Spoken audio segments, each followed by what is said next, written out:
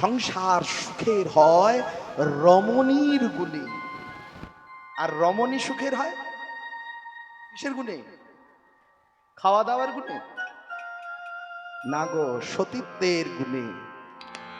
সব নিয়েই সংসার।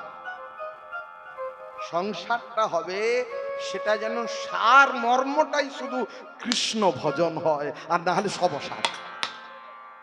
ভক্তমণ্ডলী মায়েরা, যে ঘরে গোবিন্দের পূজা নাই, লক্ষ্মী পূজা নাই, যে ঘরে নারায়ণের বিগ্রহ স্থাপন নাই, যে ঘরে গোবিন্দের জল দেওয়া হয় না, সে ঘর শ্মশান সমান। রাধে রাধে।